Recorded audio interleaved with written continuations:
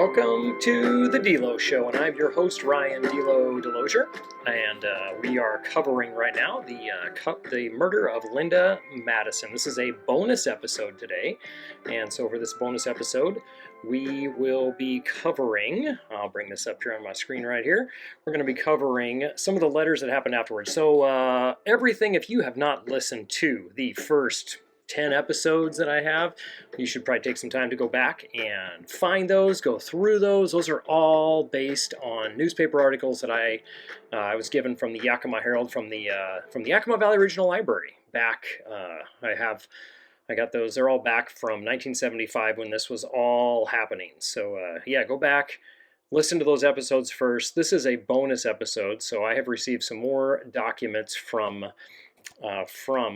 the Yakima County Superior Court system, and I have 2 batches of documents that have a lot of pretty good stuff in them. So I'm pretty excited about what I have to work with, and some of the sounds, and some of the things that I get to cover that are in there. So today I'm going to cover some of the. There's a letter, and I ran across one earlier. There was a letter in the first batch I got about 2 weeks ago. I got a batch of documents from the Yakima County Superior Court that regarding just this case. I asked for some stuff based on it. I can share that with you later, but it pertains to the murder. But in there was a letter from the prosecutor Jeff Sullivan and to my grandma Arlene Martin, whose house this was at. So, and then what I did, speaking of her house, I did have a picture of it here.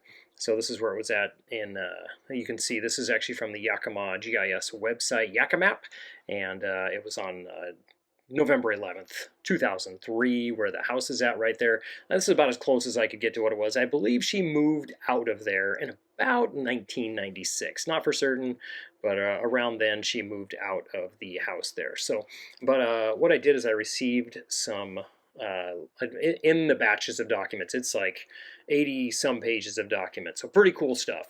But inside of those, I received a letter from Sullivan to my grandma Arlene Martin, and then I was curious, like, what led to this letter? Where did this letter come from? And I received the handwritten letter, a copy of it, from my grandma. So I'm going to go over that with you now.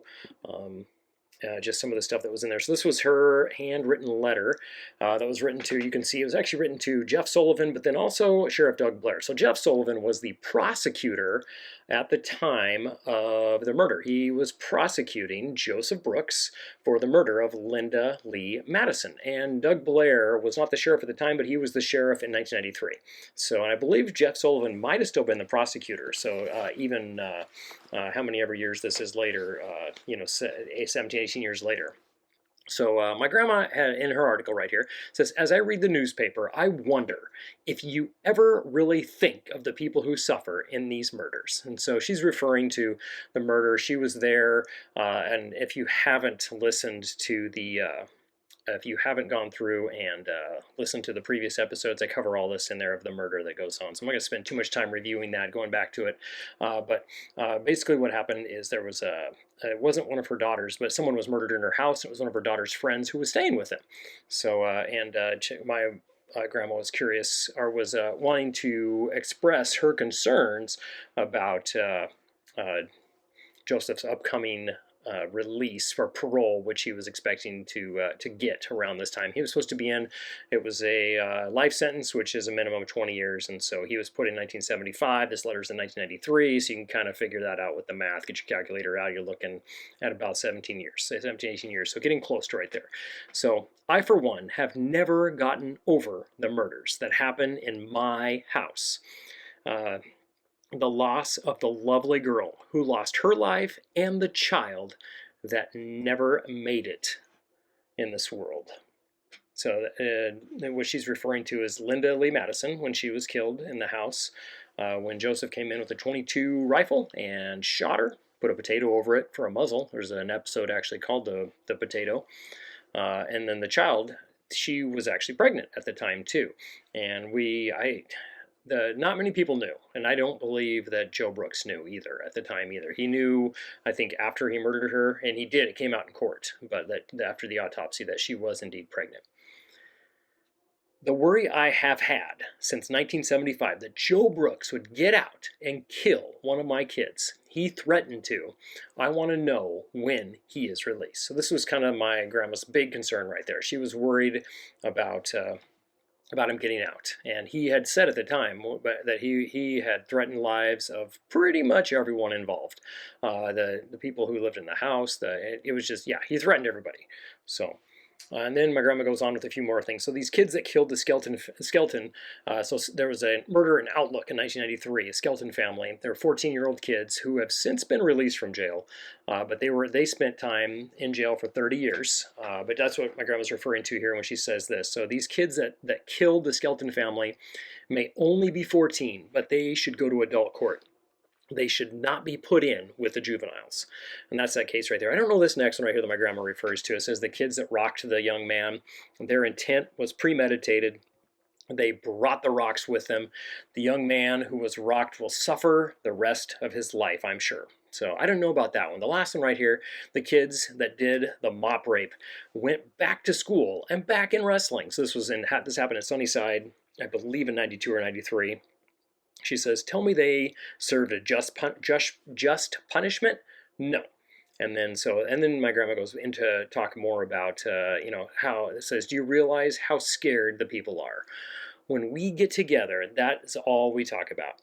That's why I'm writing this letter. And then she includes some of the things that people say. Don't go out of your house after dark. Keep your doors locked. Glad you have those 2 big dogs. Always keep your car doors locked. Don't go walking alone. And says, this is the advice I get all the time. If it is this hard, if it is this bad, then we need to be harder on our criminals, especially our younger ones. And it says, how about a boot camp where they can learn to work? And my grandma included her name and her phone number on there, and for Jeff Sullivan right there. So handwritten letter from my grandma that I received from Yakima County right here. And I did hear from my mom as well too that Jeff Sullivan was always pretty good to my mom. So I appreciate or to my grandma. So I appreciate his help right there. Made her feel good. And so this was the article this is what happened from Jeff Sullivan. So you can see that my grandma wrote it on, I believe it was received on April 13th, and Sullivan had taken the time to write a letter back on the 14th. So he got right back to her. And this is 18 years after the murder. So after the fact, he gets right back to her the next day. It says, Dear Arlene, thank you for your letter of May 9th, which I think it just, because it said on the top, he said May 9th, 1993. In response to your specific concerns about the potential release of Joseph Brooks, I've discovered the following for you. Mr. Brooks has submitted what is called a mutual agreement plan for consideration. This is a multi-step program which will lead to his eventual release. If it is approved and followed to the letter, the process goes something like this. First, the plan is submitted to the head office of the Department of Corrections in Olympia, Washington for their approval. If they approve the plan, it is returned to the penitentiary for subsequent approval by the Board of Prison Terms and Paroles. If they approve the plan, Mr. Brooks will then have the opportunity to begin fulfilling the required conditions of his plan. This process is closely monitored by a number of people and will take approximately 22 months to complete. And let's see if I can find out. I bumped it ahead right there. Let's see where I'm at next. I said 22. I lost my spot. Oh yeah, so we've got 22 months to complete. Mr. Brooks has indicated to this counselor at the prison that he is intending to file a parole plan to Alabama upon successful completion of his plan. The state of Alabama will then be asked to review his request of parole to their state, and they will have the opportunity to approve or deny their request. If, at any time, he does not meet the requirements of the mutual agreement plan to the satisfaction of the various boards that will be monitoring him, the plan will cease immediately. In summary, it will be at least 22 months before he will be eligible for release, and that is only if his mutual agreement plan is approved and he meets all of his conditions to complete satisfaction of his supervisors. If that is done and Alabama approves his request, that will be his state of residence. So I believe this Alabama plan all fell through because I think he came back to Yakima in the long term, and 22 months, and that's because it's 22 months before he's going to even be released from jail right now. So before he meets that 20-year mark. So, and he went beyond that. I think I have another one queued up here too as well, a letter that he wrote in 1997 while he was still in prison. Mary Lou Whalen, Mr. Brooks's counselor at the penitentiary in Walla Walla, provided the above information. You should feel free to contact her with any questions or concerns you have about any of the above. Her telephone number is, and then they include the number 1527-4669. I think it's funny because now you have to dial an area code. Just, the change in times. And then he continued on. I hope this letter helps to answer your questions. If I can be of any further assistance to you, please let me know. And then Jeff Sullivan, prosecuting attorney. So he included that right there, and that was April 14th, 1993. And so this is later. This is much later, October 29th, 1997. And I thought I'd include this article as well, too, to kind of let you know that he hadn't gotten released right away, and he didn't go to Alabama. So this is to Jeffrey C. Sullivan at the courthouse, and it's from Joseph William Brooks while he is at Airway Heights Correction Center. So he is still in jail on October 29th, 1997. And so it says here, Mr. Jeffrey Sullivan, I am writing in regard to a situation that has come up. It is a necessity I write to you. Recently, I had a hearing in front of the parole board on October 16th, 1997. The last thing done before a violent offender is released from prison on parole is the victim notification. Under this process, some person or persons in Yakima have objected to my release. As a result, I was arrested at the camp and brought into the main institution of Airway Heights Correction Center on July 21st, 1997.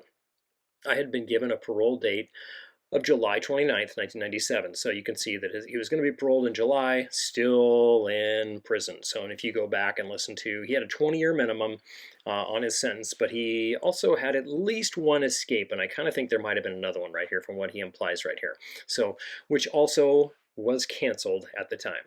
It says, at the hearing in front of the parole board concerning the objection to my release, one of the allegations brought against me is that at the sentencing phase of the trial, I threatened to kill the judge, the prosecutor, and some other people. I told the parole board this did not happen. So